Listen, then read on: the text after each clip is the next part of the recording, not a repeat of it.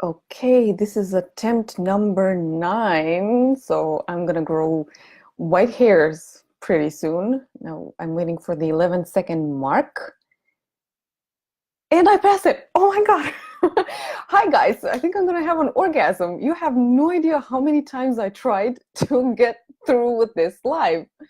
So, it's been almost, actually not almost, surely. It's been 2 weeks since I've done anything in the group. That's because I've been away in the mountains. And let me tell you, sometimes it's great to have no wireless connection, no signal on your phone, so no reception, nothing. It was just me and nature and a group of people. So completely energizing and also sexual, by the way, because nature is so beautiful.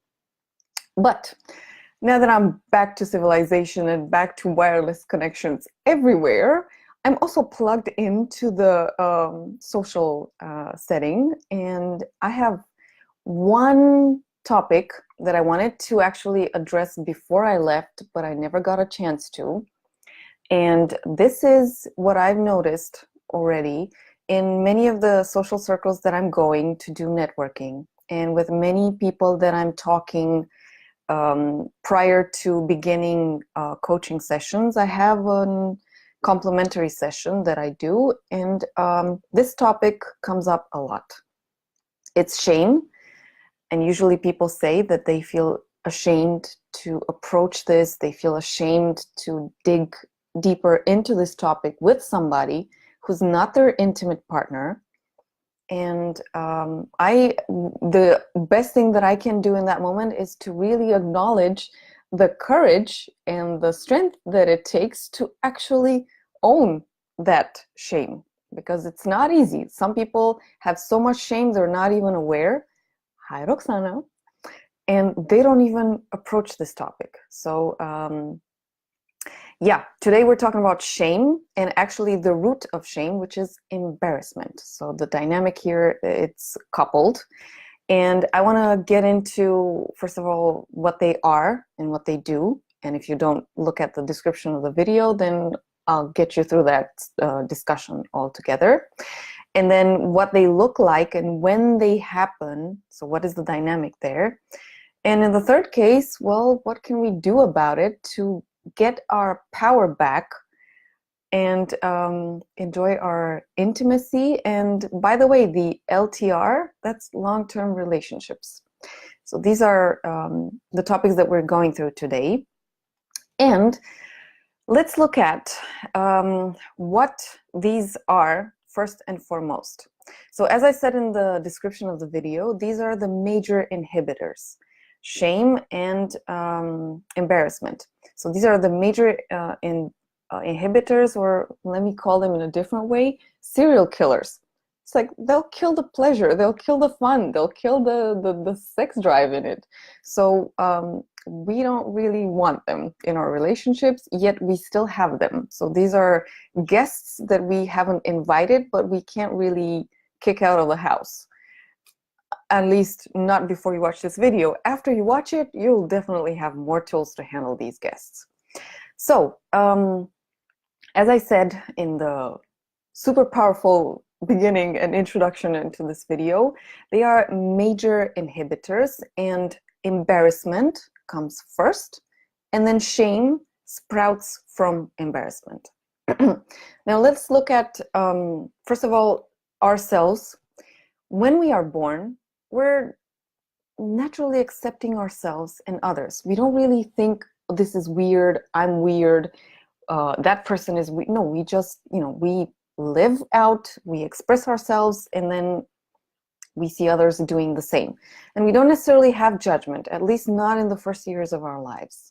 As kids, we are really accepting.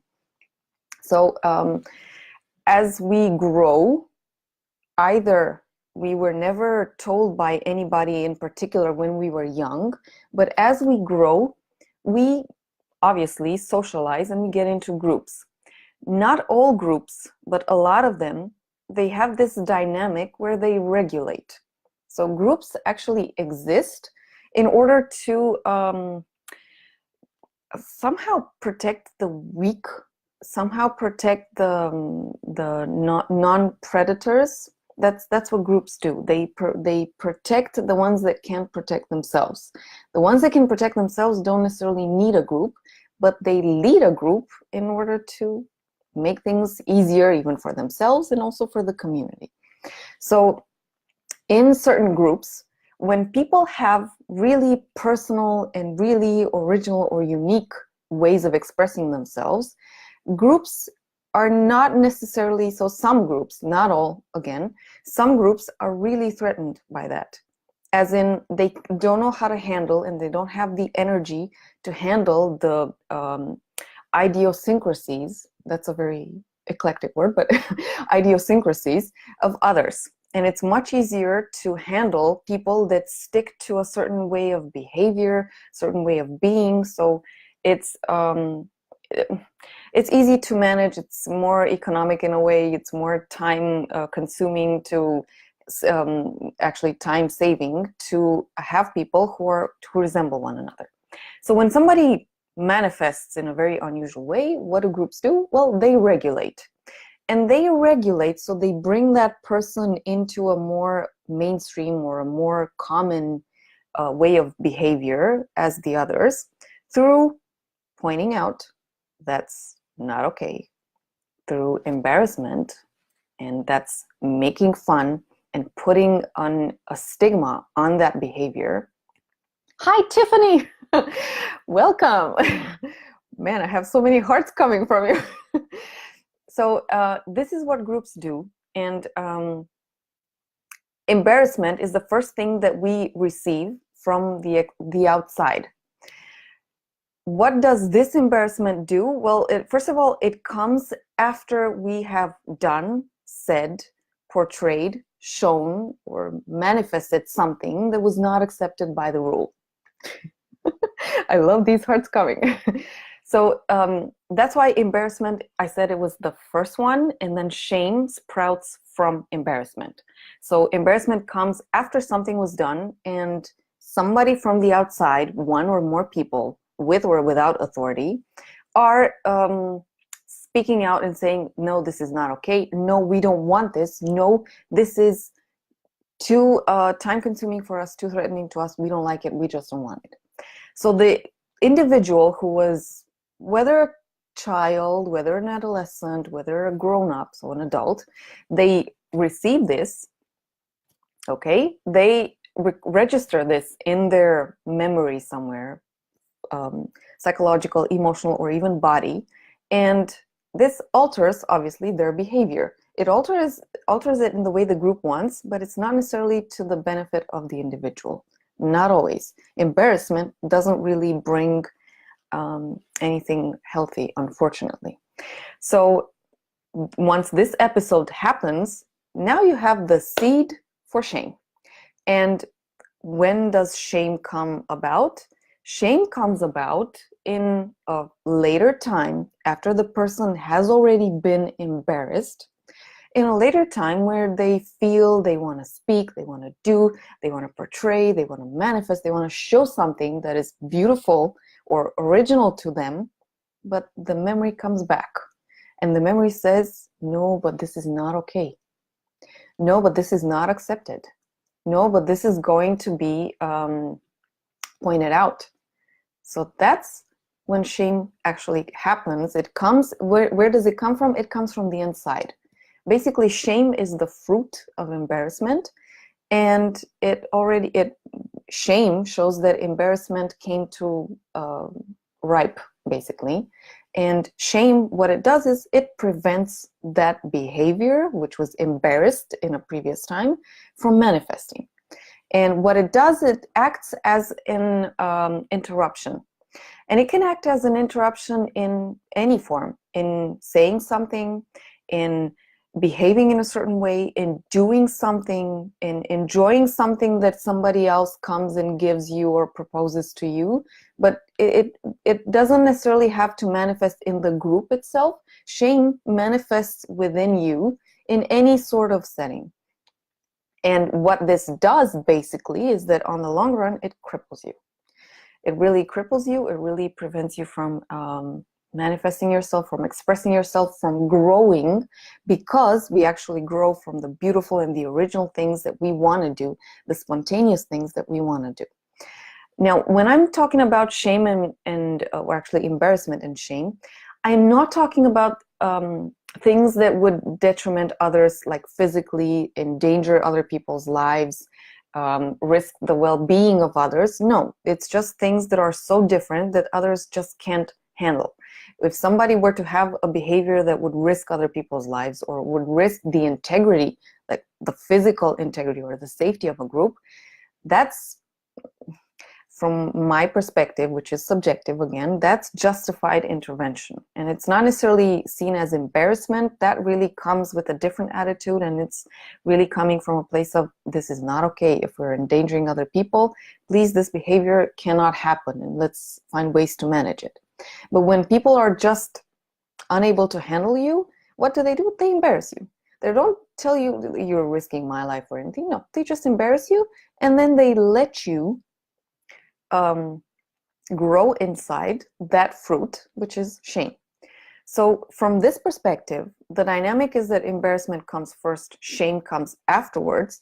So embarrassment is usually a post-event regulation, so post something has already happened, and shame is a pre-event regulation.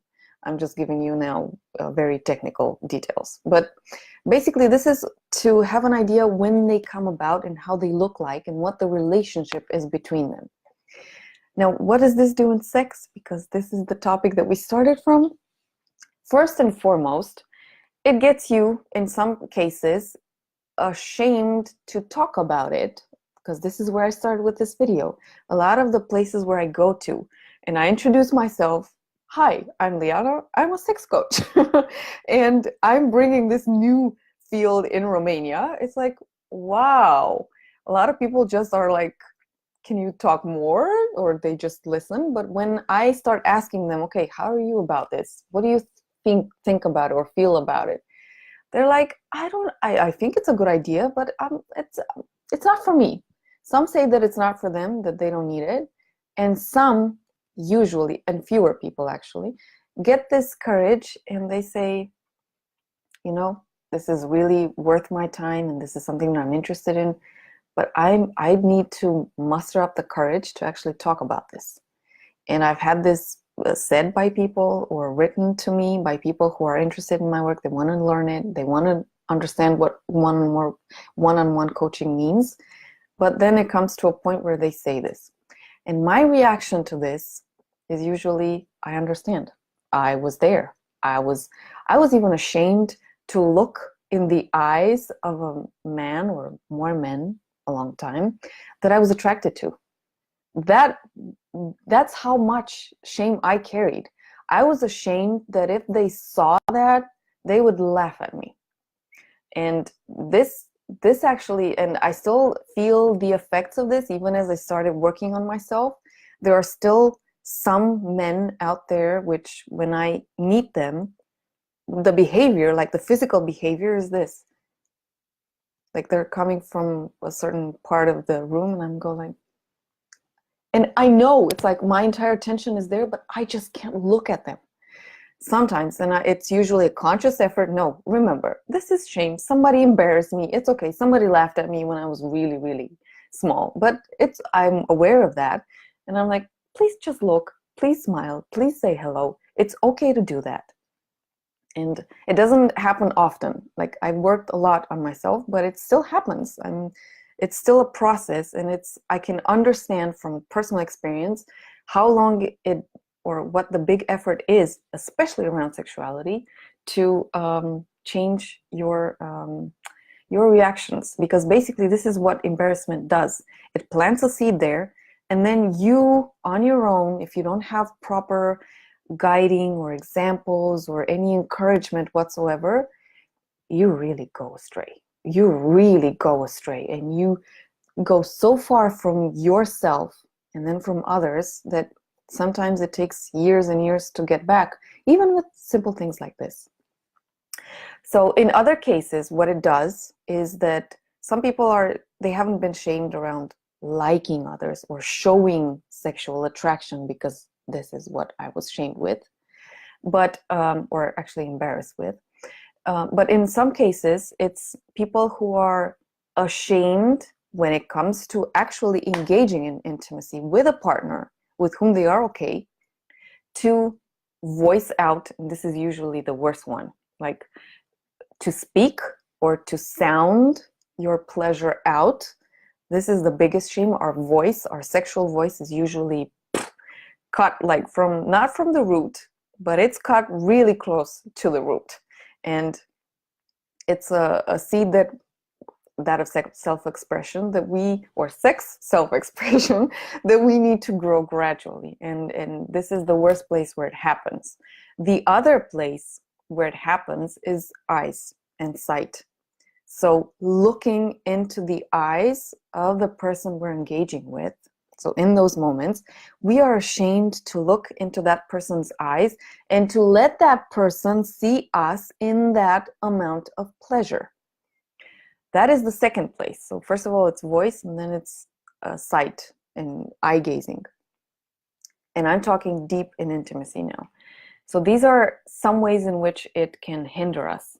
In other cases, it really goes as deep as not being able to reach orgasm.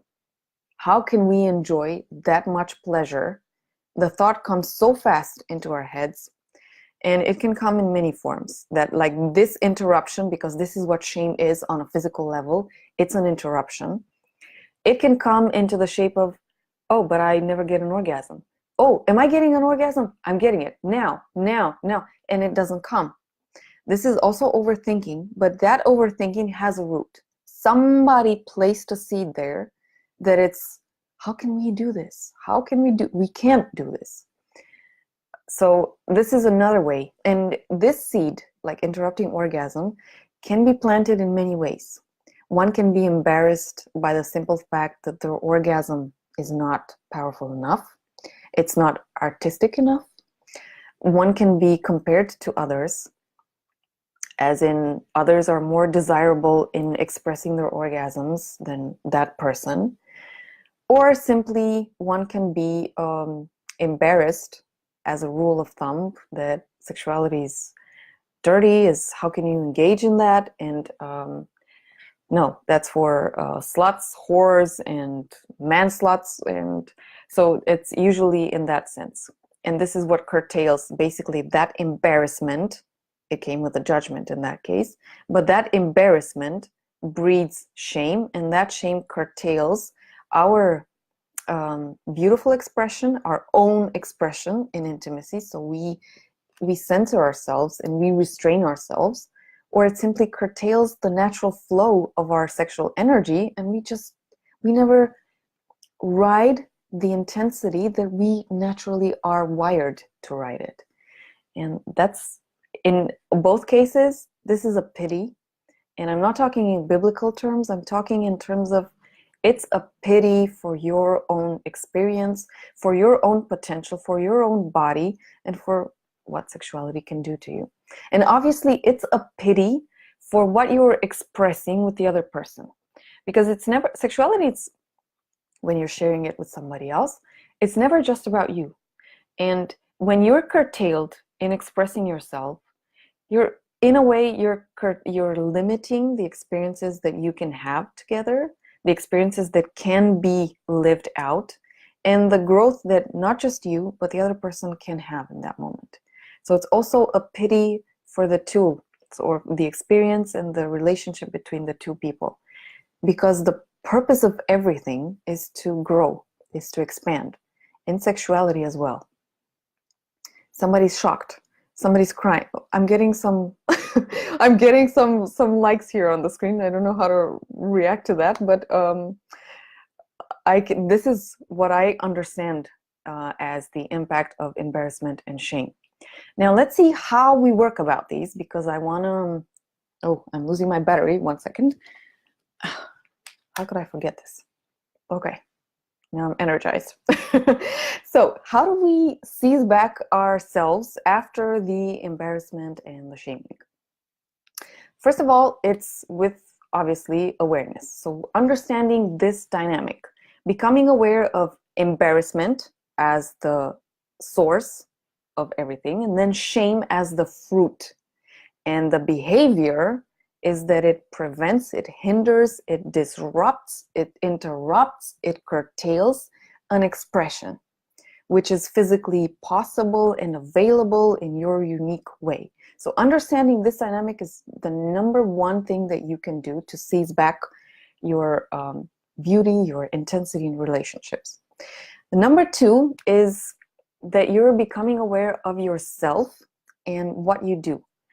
And by this, I mean what you do in sexuality. I'm going to stick to the subject.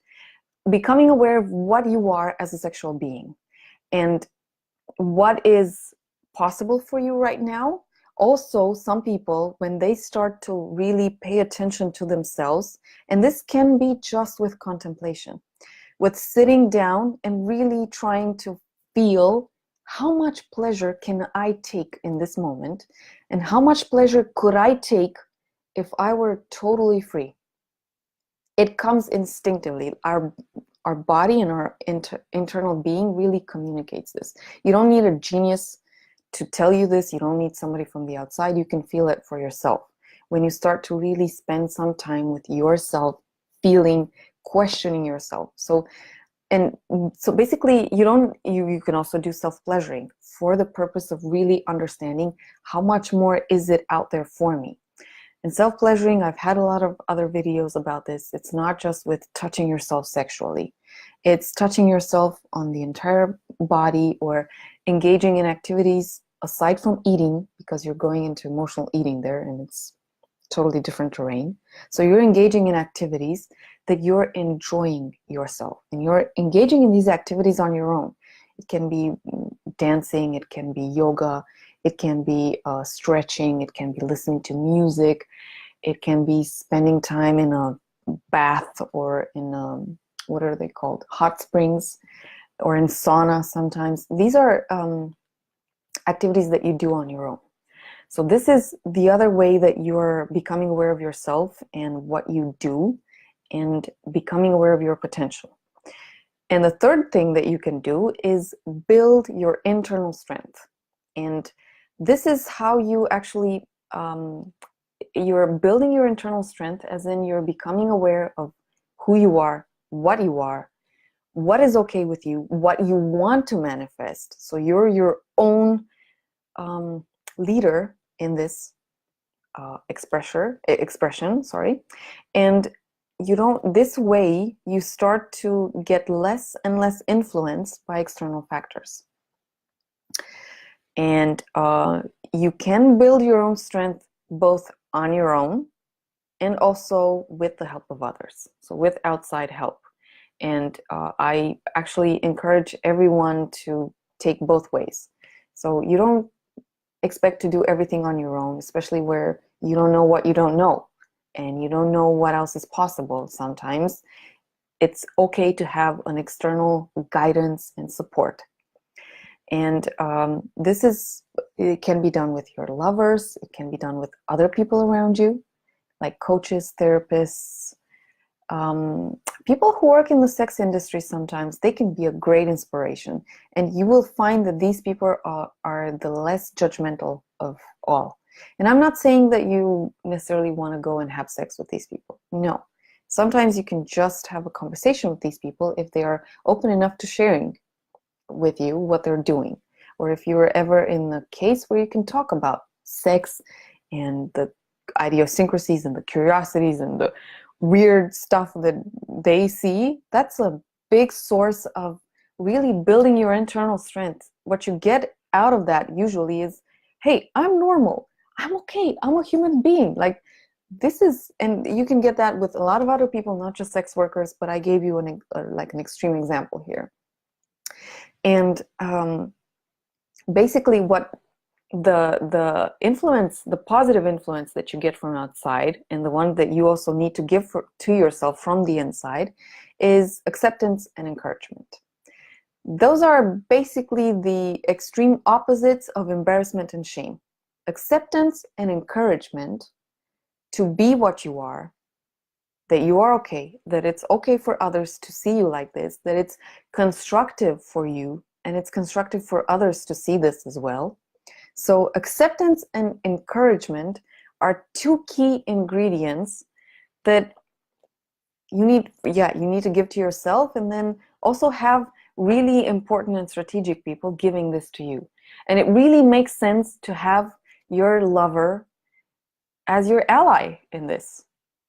Your life, I usually use the term life partner, because actually this is a partnership, and it's in a partnership, no matter what obstacles come, you work together, and you're like from from point zero, basically step zero. Hey, we're in this together. We're in this to build something. We're growing with an intention. And if you're not approaching your relationships that way, you can just think of, turning your lover into your ally, and that's the best thing that you can, the most strategic thing that you can do for your relationship. And also, in terms of strategic people, somebody that can work with you. Coach, therapist, body worker, a mentor, a source of inspiration. It can be somebody around you that is really inspirational to you in sexuality and does not have judgment. They've already done this work on themselves, or they're more advanced in this work than you are, and you can learn from them. So they'll take you on this what is it called, upward trajectory. So basically, these are building your own strength with yourself and with others. And in the fourth case, what you're doing is building a social circle. We're social beings, and sexuality is also a social act. It's not really social as in we share it with everybody out there, but it is a social act, and we also engage it with others. So, and not just lovers here. I'm talking about settings where you can talk about this, settings where you can manifest, settings where you get positive examples and encouragement, also settings where the learning and the growing perspective is predominant. So not the shaming one, or shy one, or the judgmental one, or the really mocking one, so making a mockery out of everything. The growing and expanding perspective is actually important in your social circle as well. Now, this fourth step is really hard to grasp most times. It's really hard. So in this case, yes, groups like this one, totally fine. Events around sexuality where people come there not to laugh at others, not to judge others, they come there to learn. Those are nowadays the ideal places to go to. And those are the places where you can meet people with whom you can form a social circle. So those are treasures, the events themselves and the people themselves. So that would be the fourth step into seizing back your power. And this is what I would recommend to everybody out there. So yeah, this is what we're doing also in this group. Now, whenever you're watching this, whether you're watching after the video's over or you're watching live, take some time to think about this. Shame and embarrassment, and embarrassment and shame, and what these have done to you. And where you're aware right now that shame curtails you, your expression, you're enjoying yourself with somebody else. You're receiving the sexual energy from somebody else. You're just witnessing yourself or witnessing others in that sheer joy and sheer power that sexuality is. And you can really open up about this. I want to encourage you to share, because this is the place where we actually want to give acceptance and encouragement. And even if you're new to the group, even if you've been here since I started it, which was not that long ago, it was this summer, do share this. I would love to read that, and I would love others to see that from yourself, or even if it's just your opinion, you can also share that. And do watch these videos. I'm gonna do more lives this week, and pretty soon I'll have an announcement. This is about an event that I'm planning, and an event to which you are more than welcome to come with your partner, ideally. And an event that is supposed to help us grow, expand, and express more in sexuality in relation to others as well. So it's actually right in this topic. But until that happens, I really want to hear from you, and I really want to say my hello to you after having been away for so long. And I hope that you're really enjoying yourselves. And that's it for now. I'll see you in a couple of days with another topic that I choose about this, and another topic that I've noticed that has been present with a lot of people around me. So enjoy, and I'll see you next week. Ciao.